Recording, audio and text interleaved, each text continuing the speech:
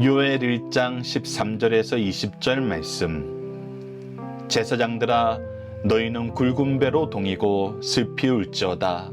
제단에 수종드는 자들아, 너희는 울지어다. 내 하나님께 수종드는 자들아, 너희는 와서 굵은 배 옷을 입고 밤이 새도록 누울지어다. 이는 소제와 전제를 너희 하나님의 성전에 드리지 못함이로다. 너희는 금식일을 정하고 성회를 소집하여 장로들과 이 땅의 모든 주민들을 너희 하나님 여호와의 성전으로 모으고 여호와께 부르짖을지어다. 슬프다 그 날이여, 여호와의 날이 가까웠나니 곧 멸망같이 전능자에게로부터 이르리로다. 먹을 것이 우리 눈앞에 끊어지지 아니하였느냐? 기쁨과 즐거움이 우리 하나님의 성전에서 끊어지지 아니하였느냐? 씨가 흙덩이 아래에서 썩어졌고 창고가 비었고 곡간이 무너졌으니 이는 곡식이 시들었음이로다. 가죽이 울부짖고 소떼가 솟아나니 이는 꼴이 없음이라. 양떼도 피곤하도다. 여호와여, 내가 주께 부르짖으오니 불이 목장의 풀을 살랐고 불꽃이 들의 모든 나무를 살랐음이니이다. 들짐승도 주를 향하여 헐떡거리오니 시내가 다 말랐고 들의 풀이 불에 탔음이니이다. 아멘.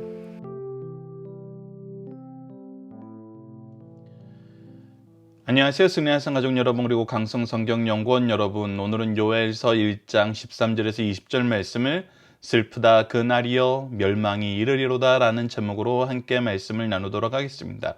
우리는 요엘서를 시작하면서 하나님께서 심판의 날이 임함을 미리 가르쳐주는 말씀으로 시작되는 것을 확인할 수 있었습니다.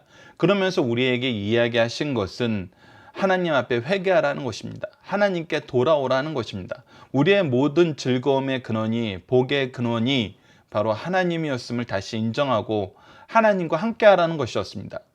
이방 우상과 짝하지 말고, 세상과 짝하지 말고 우리에게 영적인 순교를 강조하시는 하나님의 모습을 볼 수 있었습니다. 그리고 이 회개의 역사가 일어날 때 우리를 위해서 또 준비된 하나님의 일꾼들이 있고, 준비된 하나님의 일꾼들은 하나님의 역사 앞에 바르게 이 일을 수행해야 될 것을 오늘 본문 말씀을 통해서 시작하고 있습니다. 자, 13절을 봅시다. 13절에는 세 그룹이 나옵니다. 13절을 보시면 제사장들아 라고 시작하고 있고, 중간에 제단에 수종드는 자들아 라고 얘기하고 있고, 그 다음은 내 하나님께 수종드는 자들아 라고 얘기하고 있습니다. 이것을 우리가 보면 누구를 얘기하는지 바로 이해가 되죠. 바로 하나님께서 예배를 위해서 따로 그 가문을 구별해 놨던 레위 지파와 그 안에 있는 제사장들입니다. 이들은 무엇을 위해서 따로 구분되었던 사람입니까?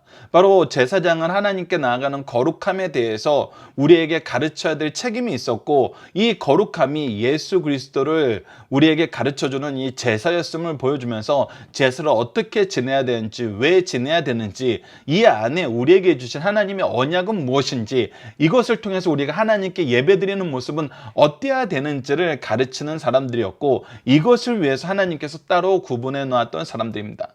이 사람들이 먼저 이 회개의 역사에 책임이 있고 이 일을 이끌어야 된다는 것입니다.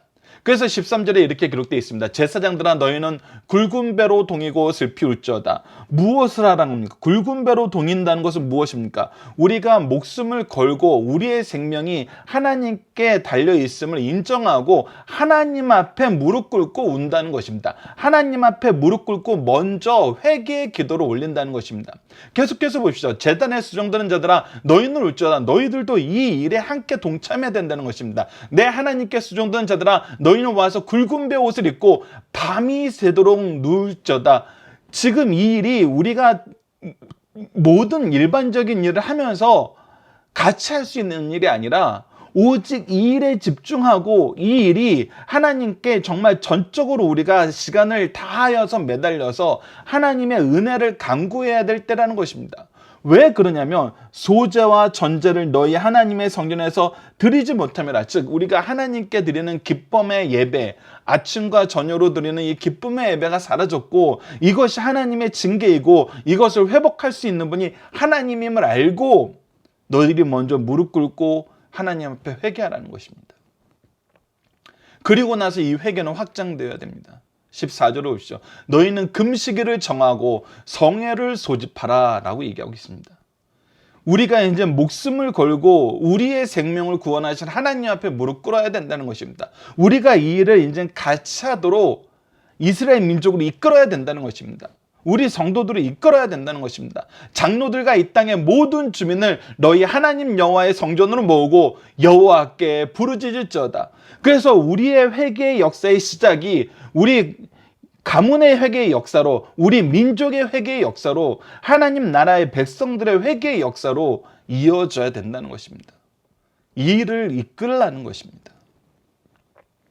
이것이 바로 하나님 앞에 부르심을 받은 일꾼들이 지금 해야 되는 일이고 속히 선포해야 되는 일이라는 것입니다. 그러면서 여호와의 날에 대한 하나님의 징계의 역사를 우리에게 다시 한번 가르쳐 줍니다. 15절로부터 18절입니다. 슬프다 그날이여 여호와의 날이 가까웠으니 이 날이 어떤 날이 됐습니까? 슬픈 날이 됐어요. 우리가 3장을 보면 이 날이 우리에게는 이제 더 이상 슬픈 날이 아닙니다. 무엇을 통과한 사람들, 무엇을 경험한 사람들, 바로 하나님의 은혜의 역사를 통과한 사람들, 하나님의 앞에서 회개하고 하나님의 은총과 긍휼히 여기심을 경험한 사람들에게는 이것은 이제 더 이상 슬픈 날이 아닙니다. 그러나 지금 회개의 역사를 선언할 때는 그날이 하나님의 징계의 날임을 다시 한번 얘기하면서 그날이 슬픈 날이라고 얘기합니다. 왜 그러냐면 곧 멸망같이 적는 자에부터 이르리로다 라고 얘기하면서 하나님의 멸망시키시는 심판이 우리가 앞서 살펴봤던 내용 안에서 나타났던 것처럼 모든 것이 싸그리 사라지고 우리를 적대하는 세력들이 우리를 진멸하러 올라오는 그 역사가 일어나는 것처럼 이것이 하나님께서 멸망으로 우리를 징계하시는 그 역사라는 것입니다. 그래서 이것이 어떤 것이 사라지냐면 16절을 보면 먼저 개인적인 육적 영적 평안이 사라지는 것을 우리에게 가르쳐 줍니다. 우리의 근원 대신 하나님과 분리되었을 때 이것은 당연히 사라지는 것입니다. 자 보십시오. 먹을 것이 우리 눈앞에서 끊어지지 아니하였느냐, 기쁨과 즐거움이 오늘 하나님의 성전에서 끊어지지 않았느냐. 즉 우리를 공급하시고 우리를 참되게 즐겁게 만드는 것, 참된 평안을 누리면서 화평을 누리게 하는 것은 바로 하나님께서 주신 것이고 하나님께서 그의 성전을 통해서 우리에게 베풀어 주셨던 영적 은혜인데 육적인 양식과 영적인 평안함이 모두 사라지게 되었다는 것입니다. 이것이 바로 하나님의 징계라는 겁니다. 두 번째는 경제적인 안정이 사라집니다. 씨가 흙덩이 아래 썩어졌고 창고가 비었고 곡간이 무너졌으니 이는 곡식이 시들었습니다. 우리가 시편 16편에서 보면은 하나님께서 내가 줄로 지어준 구역은 실로 아름다운 곳이라고 기록되어 있습니다. 즉 하나님께서 우리에게 기업을 주시고 유업을 주시고 이 기업과 유업을 통해서 우리를 축복하시고 하나님께 받은 축복을 우리가 또 축복의 통로로 사용하게 하셔서 우리가 경제적인 안정과 풍요를 가지고 많은 사람들에게 이것을 나눠줄 수 있었는데 이제 이것이 사라져 버린다는 겁니다. 이것이 하나님의 징계라는 것입니다. 그리고 이 징계가 온 세상으로 퍼지게 된다는 겁니다. 온 피조물로 퍼지게 된다는 것입니다. 그것이 바로 18절입니다. 가축이 울부짖고 솥대가 요란하니 이는 꼴이 없으며 양떼도 피곤하다. 가축들과 양떼들까지도 피곤함을 겪게 돼요. 이 부분에 대해서는 성경이 항상 얘기하고 있습니다. 창세기 3장 18절을 보십시오. 아래 적혀 있습니다. 땅이 내게 가시덤불과 엉겅퀴를 낼 것이라 내가 먹을 것은 밭의 채소인즉이라고 얘기하면서 땅이 이전에는 풍성하고 많은 것들이 자연스럽게 하나님의 은총 안에서 과실을 메웠는데 인간이 타락하고 나서 죄를 짓고 나서는 가시덤불과 엉겅퀴가 나와서 많은 것들이 이제 자라는데 여러 가지 어려움을 겪게 되었어요. 예레미야 12장 4절을 보면 언제까지 이 땅을 슬퍼하며 온 지방의 채소가 마르리이까 짐승과 새들도 멸절되었사오니 이는 이 땅 주민이 악하여 하나님이 인간이 죄를 범하실 때 이 온 우주까지 인간의 죄의 영향으로 괴로움을 겪게 만드신다는 것을 괴로움 안에 내버려 두신다는 것을 우리에게 보여주고 있어요. 스스로 말하기를 그가 우리의 나중일을 보지 못하리라 함이니이다 라고 얘기하고 있어요. 스바냐 1장 2절로 3절을 보시다. 여호와께서 이르시되 내가 땅 위의 모든 것을 진멸하리라. 내가 사람과 짐승을 진멸하고 공중의 새와 바다의 고기와 거치는 것과 악인들을 아울러 진멸할 것이라. 내가 사람을 땅 위에서 멸절하리니 나 여호와의 말이니라 라고 얘기하면서 인간의 죄악으로 말미암아 이 땅의 모든 것이 하나님의 징계의 대상이 됨을 우리에게 너무나 잘 가르쳐주고 있어요. 그래서 하나님은 창조 때부터, 우리가 이 부분은 창세기 2장에서부터 나타나고 있는데 2장 상반절을 보면은 아직 경작할 사람이 없는 거로라는 표현이 나오면서 온 우주가, 온 자연이 인간의 창조가 있기 전에는 이 창조의 완성이 이루어지지 않음을 우리에게 가르쳐줘요. 그래서 하나님의 창조의 중심에는 인간이 있었어요. 인간이 이 창조 세계에 책임감 있는 존재들이란 거예요. 그래서 우리의 타락은, 우리의 회개치 않음은, 우리가 하나님을 인정하지 않음은, 하나님 앞에 무릎 꿇지 않음은, 하나님께 매달리지 않음은 이 세상에 굉장히 안 좋은 영향을 끼치는 거란 거예요. 그래서 우리가 창세기를 통해서 이 문화 명령과 마태복음을 통해서 선언되는 이 복음의 명령, 이 두 가지 명령을 우리가 모두 책임감 있게 수행해야 될 것을 우리가 성경을 통해서 확인할 수 있어요. 그래서 우리가 해야 되는 건 무엇입니까? 하나님께 부르짖는 거예요. 하나님을 의지하는 거예요. 그것이 19절로 20절에 나타납니다. 여호와여 내가 주께 부르짖으오니 불이 목장의 풀을 살랐고 불꽃이 들의 모든 나무를 살랐음입니다. 들짐승 줄을 향하여 헐떡거려오니 시내가 다 말랐고 들의 풀이 불에 탔습니다 라고 얘기하고 있어요. 하나님 용서해 주십시오. 하나님 구원하여 주십시오. 하나님 우리의 기도를 속히 들어주십시오. 이 기도를 해야 될 책임이, 회개의 기도를 해야 될 책임이 바로 우리에게 있다는 것입니다.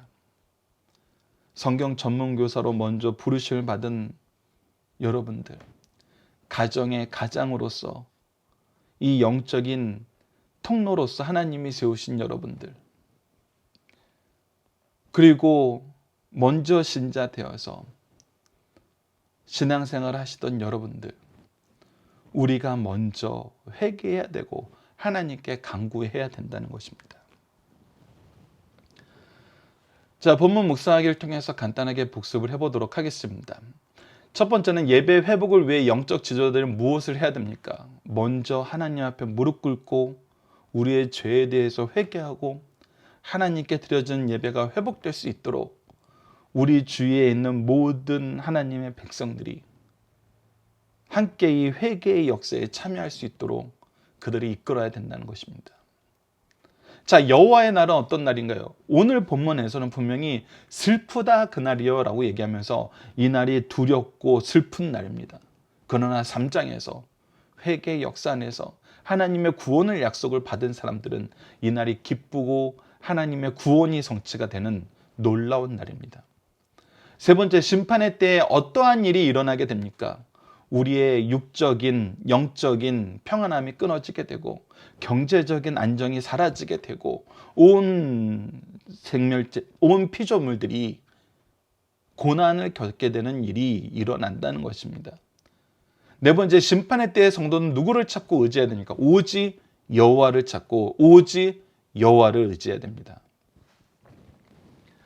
자, 본문의 중심사상입니다. 첫 번째, 죄악을 깨달은 성도 선민은 회개하라는 것입니다. 그러나 형식적인 회개는 하지 말라는 겁니다. 이 부분은 우리가 뒤에서 더 자세하게 살펴보게 됩니다.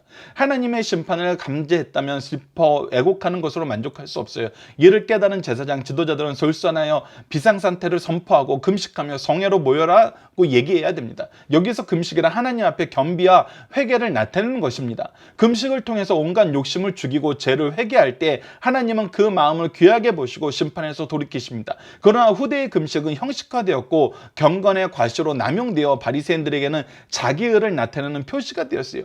그래서 예수님께서 예를 들어준 이 기도 안에서 어떤 모습이 나타났습니까? 세리는 자기가 죄인임을 고백하는 기도를 했지만 바리새인들은 어떻게 기도했어요? 저는 일주일에 몇 번 기도하고요. 모두 하고요. 모두 하고요. 모두 하고요. 이것이 모두 자기 의를 과시하는 그런 모습이 되었어요. 그래서는 안 된다는 겁니다. 오늘날에도 금식이 자기 신앙의 과시로 오용되면 아무런 유익이 없고 하나님의 뜻을 거스르게 되니 주의해야 될 것을 가르쳐주고 있습니다. 두 번째, 사람이 하나님을 바로 섬기면 개인뿐만 아니라 주변 사회와 자연까지도 복을 받는다는 거예요. 그러나 하나님께 범죄하면 그 주변까지도 저주 아래 있게 돼요. 왜? 우리가 이 일에 책임이 있는 사람들이거든요. 책임 있는 자리에 있도록 하나님께서 창조하시고 우리를 통해서 역사하시겠다고 하나님께서 질서를 세우셨거든요. 그래서 이것이 너무나 중요한 것입니다. 우리가 잘해야 돼요. 세상 그 누구보다 하나님이 통치하시는 세상의 통치의 중심 인물들은 바로 우리들이에요. 우리가 잘해야 돼요.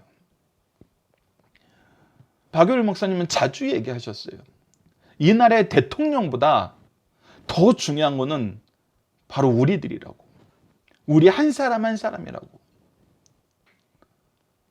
이 세상에 하나님의 통치 안에 있다는 것을 인정한 사람들은 그 말씀에 아멘할 수밖에 없어요. 하나님의 통치의 주인공으로 우리를 쓰고 계시는데, 우리를 통해서 통치하시길 기뻐하시는데, 우리는 5만 가지 문제에 대해서 다 세상 핑계를 대요. 그래서 안 된다는 것입니다. 성경의 원리는 욥의 경우와 같이 특별한 예외를 제기하고는 보편적으로 하나님의 백성이 영적으로 바로 설 때 육신적, 물질적 축복을 받고 주변 사회와 자연계까지 복을 받게 되는 것입니다. 그러나 인간이 범죄하여 하나님의 심판이 시작되면 영적 감각이 무뎌짐으로 말씀의 갈급함이 없어지고 동시에 육신적인 음식물부터 시작하여 모든 자원까지 감소하게 돼요. 이런 말씀 앞에서 나는 부자다, 아직 내 죄가 심판받을 지점에 차지 않았다고 교만하게 생각하는 자들이 있을 수 있어요. 그러나 하나님의 손이 그들을 치실 때는 아침 안개같이 쉬 없어져요. 재같이 사라져버려요. 그러므로 더욱 겸손하게 하나님께 주신 뜻대로 바로 써야 된다는 사실을, 우리에게 주신 은혜를 하나님의 뜻대로 바로 써야 된다는 사실을 가르쳐 주시는 말씀이에요. 세 번째, 고난 중에 있는 성도들은 하나님의 심판에서 속히 벗어나기를 기도하게 되며 하나님은 그 기도를 들으시고 성도를 고난에서 벗어나게 하신다는 거예요. 그래서 해결책은 누구에게 있다? 하나님께 있다. 우리는 누굴 찾아가야 된다? 하나님을 찾아가야 된다. 누구를 의지해야 된다? 오직 하나님만 의지해야 된다. 범죄한 인간 때문에 하나님은 심판하세요. 그것은 인간으로 하여금 깨닫게 하기 위해 행하시는 것입니다. 재난의 순서들을 살펴보면 다음과 같습니다. 먼저 무감각한 것들이 황폐해지고, 다음에는 단지 감각만 갖고 사는 것들이 고난을 겪고, 나중에는 이성을 부여받은 사람들이 재앙을 받게 돼요. 사람의 타락은 모든 피조물에 영향을 미칩니다. 오늘도 피조물들이 탄식하면서 하나님의 자녀들의 회복을 갈망하고 있어요. 이를 깨달은 성도, 선민들은 하나님께 기도하게 되고, 하나님께서 기도의 응답으로 인간을 회복시킬 때 모든 사회와 자연까지도 회복된다는 사실을 우리에게 가르쳐주고 있어요. 이것이 하나님의 통치의 질서예요. 이 질서 안에서 살고 이 질서 안에서 우리가 어떻게 행동하는 것을 아는 것이 참된 지혜라는 것입니다. 자, 본문 다지기입니다. 범죄자에게 여호와의 날에는 어떤 날입니까? 슬픈 날이에요. 멸망의 날이에요. 징계의 날이에요. 그러나 회개하는 자에게 여호와의 날에는 어떤 날입니까?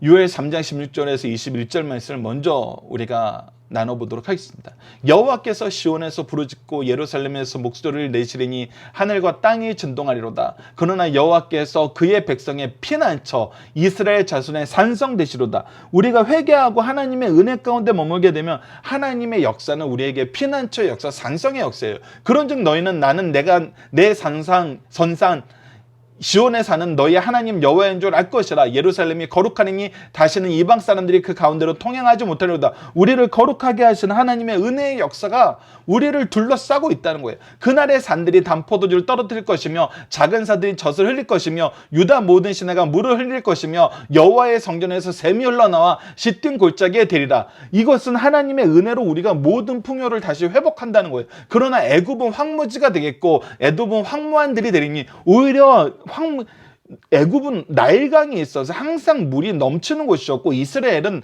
산 위에 있어서 어떤 수분도 공급받는 것이 쉽지 않은 곳이에요. 그런데 이것이 완전히 바뀌어 버리는 거예요. 우리에게 주시는 분이 누구시라는 거예요. 유지하시는 분이 누구시라는 거예요. 오직 여호와 하나님이시라는 거예요. 그들이 유다 자손에게 포악하게 행하여 무지한 피를 그 땅에 흘렸습니다. 유다는 영원히 있겠고 예루살렘은 대대에 있으리니 내가 전에는 그들의 피 흘림 당한 것을 갚아주지 아니하였거니와 이제는 갚아주리니 이는 여호와께서 어디에 계신다? 시온에 거하십니다.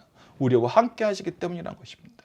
그래서 회개하는 자에게 여호와의 날은 하나님이 우리와 함께 하시면서 우리를 회복시키시고 우리를 승리케 하신 날이라는 겁니다. 세 번째, 인간의 범죄가 어디까지 파괴하고 있는가? 바로 온 자연 세계까지 파괴하고 있다는 거예요. 이것이 앞서 나눴던 창세기와 예레미야, 스바냐에서 우리가 확인했던 내용들입니다. 네 번째, 성도는 이 세대를 향하여 어떤 존재입니까?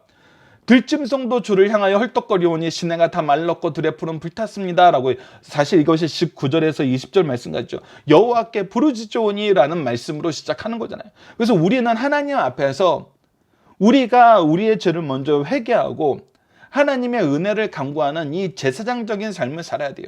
이 세상에 하나님의 의의 통치가 이루어지도록 하나님 앞에 쓰임받는 은혜의 통로가 되는 삶을 사는 거예요. 그래서 베드로전서 2장 9절 말씀이 바로 우리가 이 세상을 사는 삶의 모습에 우리가 어떤 모습으로 사는지를 가르쳐주는 가장 대표적인 말씀입니다. 그러나 너희는 택하신 족속이요 왕같은 제사장들이요 거룩한 나라요 그의 소유간 백성이니. 자, 우리는 하나님께 먼저 은혜를 받은 사람으로 그의 택하심과 그의 소유된 백성으로서 그가 우리에게 주신 왕같은 제사장의 직분을 가지게 됐어요. 왕같은 제사장의 직분이라는 건 뭐예요? 왕은 하나님의 의를 나타내는 거고 제사장은 하나님의 거룩함을 나타내는 거예요. 즉 하나님의 의와 거룩함을 우리가 전해주는 통로가 되었다는 거예요. 우리가 누군가를 세상적인 측면에서 지배하는 지배자가 되는 것이 아니라 또 지배한다는 것이 또 사실 성경적인 의미에서는 굉장히 좋은 의미예요. 하나님의 지배는 우리에게 은혜와 긍휼과 평안과 기쁨이 넘치는 그 지배거든요. 그러나 사탄의 지배는, 악의 지배는, 죄악의 지배는 우리의 모든 것을 가져가고 하나님이 우리에게 주신 모든 것을 단절시키고 오로지 심판으로 죽음으로만 끌고 가기 때문에 이것은 정말 지독한 거거든요. 근데 우리를 통해서 하나님이 이 세상을 지배하실 때는, 통치하실 때는 의와 거룩함으로 항상 날마다 새롭게 하신다는 거예요. 그래서 우리는 이것을 어떻게 하는 사람이면 이는 너희를 어두운 데서 불러내어 그의 기이한 빛에 들어가기 전에 아름다운다. 이것이 우리의 공로로 된 것이 아니잖아요. 우리의 능력으로 된 것이 아니잖아요. 우리가 자격을 갖춘 것이 아니잖아요. 그래서 이것이 오직 하나님만 영광 받으시는 이 놀라운 아름다운 덕을 선포하게 해요. 나도 은혜의 빚진 자로서, 내가 자격이 없는 자로서 여러분들에게 이 의와 거룩함을 선포하게 하시는 하나님의 지혜의 역사를 우리가 여러분에게 나타내는 것입니다. 그래서 세상이 우리를 통해서 하나님을 알게 되고 하나님을 만나게 되고 하나님을 인정하게 되고 하나님을 고백하게 되는 거예요. 마치 사마리아의 여인이 처음에 예수님을 만나서 자기 동네 사람들에게 데리고 갔을 때 그 동네 사람들이 얘기하죠. 우리가 처음에는 네 말을 듣고 이 사람을 믿었으나 이제 우리가 이 사람을 믿는다 하는 것처럼 처음에는 우리를 통해서 예수 그리스도를 알게 되고 하나님의 은혜의 역사를, 구원의 역사를 알게 되지만 이제 그들이 하나님을 만나서 하나님의 이 놀라운 역사를 선포하고 그들이 믿는 믿음의 역사로 고백하게 된다는 것입니다. 그래서 우리가 이 시대에 참 중요한 역할, 임무를 담당하고 있다는 거예요. 자, 그래서 적용하기 문제를 우리가 좀 살펴봐야 됩니다. 우리가 하나님의 역사의 중심 인물이라는 것은 어떤 의미입니까? 오늘 본문 말씀을 통해서는 첫 번째가 뭡니까? 바로 우리가 잘못했을 때 하나님께서는 온 우주의 피조물들에게 이 심판의 역사를 베푸신다는 거예요. 그래서 우리가 정말 잘해야 된다는 것입니다. 동시에 왜 성도의 모습이 이 시대의 중요한 지표가 되나요? 했을 때 창세기 18장을 보면은 소돔과 고모라를 심판하러 가시는 하나님의 역사 앞에 아브라함이 이렇게 물어봅니다. 아브라함이 가까이 나가 이르되 주께서 의인과 악인을 함께 멸하시나이까 그 성 중에 의인 50명이 있을지라도 주께 그곳을 멸망하시고 그 50 의인을 위하여 용서하지 아니하시리까 주께서 이같이 하사 의인과 악인을 함께 죽이심은 부당하오니 의인과 악인을 같이 하심도 부당하니이다. 세상을 심판하시니가 정의를 행하실 것이 아니니까 여호와께서 이르시되 내가 만일 소돔 성 가운데 의인 50명을 찾으면 그들을 위하여 온 지역을 용서하리라 라고 얘기하면서 의인을 위해서 하나님께서 용서하시는 역사, 동시에 우리가 볼 수 있었던 하나님의 놀라운 역사는 무엇입니까? 사도행전을 시작하여 교회의 역사를 통해 나타났던 건 뭐예요? 아주 작은 의인 한 명이 정말 은혜의 복음의 통로가 되어서 많은 사람을 구원하는 은혜의 역사를 이 세상에 나타내게 되잖아요. 그래서 이 의인이 있을 때에는 하나님께서는 이 의인을 보시고 심판을 유보하시면서 동시에 의인을 통해서 죄를 이기시는 하나님의 구원의 역사를, 능력의 역사를, 승리의 역사를 이 세상에 허락하신다는 거예요. 성도의 모습이 바로 이 지표라는 것입니다. 우리가 사는 공동체에 하나님의 심판을 유보시키고 하나님의 은혜와 구원의 통로가 되는 시편 34편 15절 봅시다. 여호와의 눈은 의인을 향하고 그의 귀는 그들의 부르짖음의 귀를 기울이시노다. 그래서 우리가 기도할 때 하나님께서 기도에 응답을 해주세요. 아모스서 7장 5절에서 6절을 보시죠. 이에 내가 이르되 주 여호와여 청하건대 그치소서. 야곱이 미약하오니 어떻게 서리까 하매 주 여호와께서 이에 대하여 뜻을 돌이켜 주 여호와께서 이르시되 이것도 이루지 아니하리라 하시면서 우리가 기도를 할 때 하나님이 은혜와 긍휼을 더하시고 그의 인자와 진리로 우리를 이끄신다는 것을 항상 보여주잖아요. 이 시대에 우리는 하나님의 심판을 선포하는 존재가 아니라 하나님의 긍휼과 인자하심을 선포하는 존재가 되어야 된다는 것입니다. 우리는 제사장이에요.